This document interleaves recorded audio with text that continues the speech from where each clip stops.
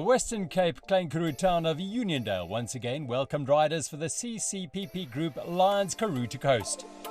The welcome for the 4,000-odd riders was particularly warm, as this was the first race since the stormy 2019 edition, with the COVID pandemic putting paid to the 2020 and 2021 races.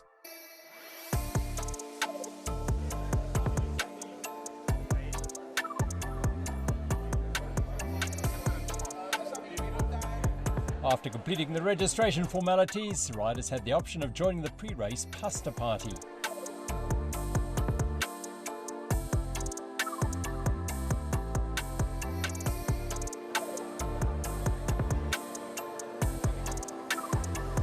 The race has been around for 22 years and still attracts newbies. Yeah, I'm thinking it's the weather looks better than last time. I don't have to swim it this time. And maybe that song will be appropriate that they played last year. Gonna ride the shotgun underneath the hot sun. So maybe it'll apply today. In celebration of the return of one of the country's most popular one-day races, the weather was spot on as riders gathered for the start. First of the batches rolled away from the start, ahead of them 96 kilometres and an accumulated elevation gain of just on 1,600 metres as they headed for Neisner.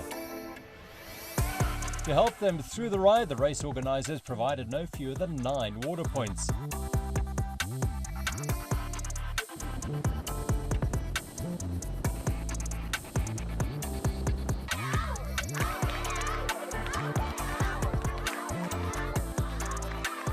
A short tar section to get out of town, they were confronted with the day's first climb, the old Vaarpad, which in years gone by was a really rough track where line choice was critical.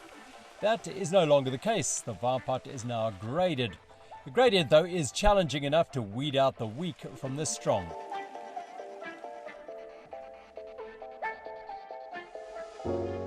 The dry stone walling dates back to the construction of the pass by Thomas Baines in the mid-1800s.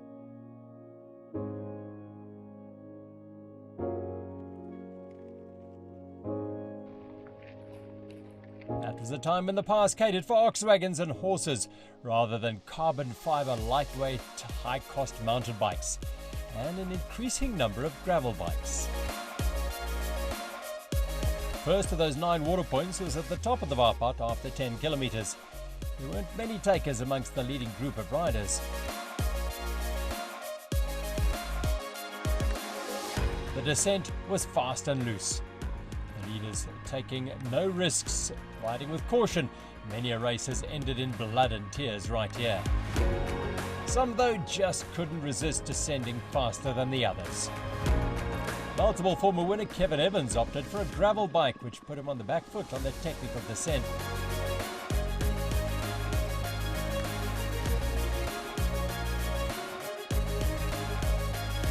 At the bottom of the pass, they cruised through the blossoming fruit orchards of the Langkloof. There was support along the roadside from local children as they neared the R62. This would be the last opportunity for riders to see their personal supporters before heading on to the R339, or as it's now known, Prince Alfred's Pass. This is when the race really starts as they hit the pass proper. Karoo2Coast, like many of the country's major ultra-distance events, generated a big loyal following of riders over the years who'd never miss it. In 2022, there were 15 riders aiming to complete their 21st race, while 14 more were heading for a 19th finish. And it's not difficult to understand why they come back.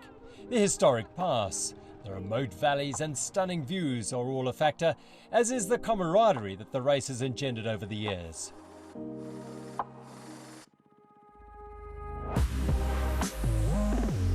The 15-kilometre descent from the top of the pass into the valley is for some reason enough to come back.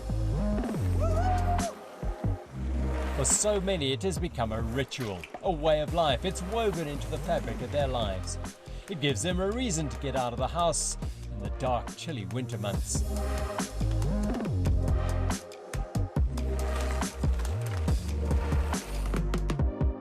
The exhilarating descent ends when they cross the low-level bridge over the Keurboons River, after 35 kilometres of the 96. While it's not an official water point, riders do stop to enjoy the local hospitality. The climbing resumes immediately with a 5k ascent to the king of the mountains at the top of Diep Rivier. 5 men, among them Dusty Day, Karoo2Coast and Kevin Evans, were in the hunt for the bonus at the top. The leading woman was Oudtshoorn's Finny Barnard, who had an early fall but was looking strong now. In the sprint at the top, Day took the spoils just ahead of Coetzee, who rides for Zuginkoli's Ride Uplift team. Behind them, the chasers had splintered into small groups. They dropped down briefly before getting to grips for the next 15k climb to the top of Buffelsneck. Isak Maria, Dani Cronier and Jacques Steyn among them.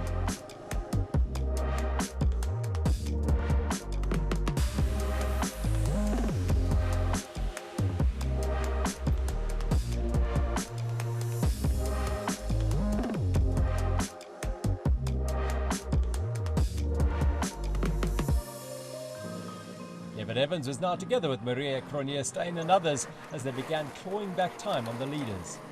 Key to their success was working in harmony, which they appeared to be doing. Nysa resident Johan Labuskaghni was alone and around the top 5 as he took on fuel at the 54-kilometre mark. Evans and Maria were close at hand. While the top riders would be out there for between 3.5 and 4 hours, the bulk of the middle and the back of the field would spend nearly twice as long on their journeys to Nysa. It was a long, hard slog, but where else would they rather be than on their mountain bikes? Prince Alfred's Pass was first opened to light traffic during 1866. When Queen Victoria's second son, Prince Alfred, visited in September 1867, it was renamed, and the pass was officially opened on the 29th of September 1868, almost to the day 164 years ago.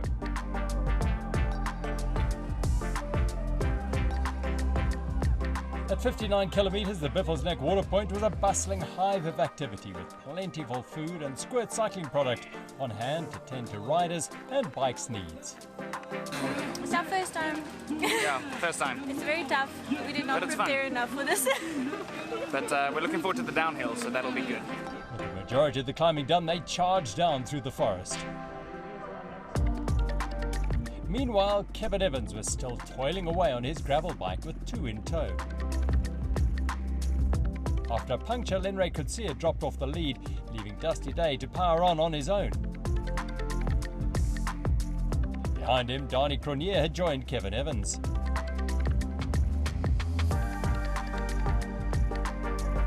Day, though, was on his own as he flew down Samola Hill. And the winner of the Race to the Sun earlier this year duly took the win at the Nysa Showgrounds in a time of 3 hours and 25 minutes. The conditions were really nice. The wind's picking up now, so good luck to the riders still riding. It's going to be a headwind. The last 20-30 k's is a headwind. I think the time is pretty slowish this year because of that headwind. But the rest was great. Wow, really nice. The Nysa Lions water point was at the entrance to Komsapat, some 25 kilometres from the finish. There were some tired and hungry riders around.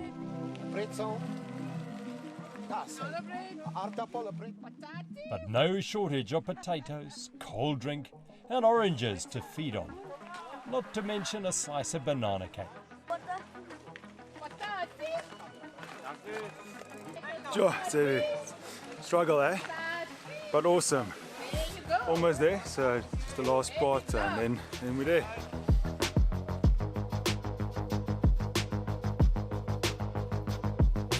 The last part was not flat though, for the climb up Hona Pass, the final challenge.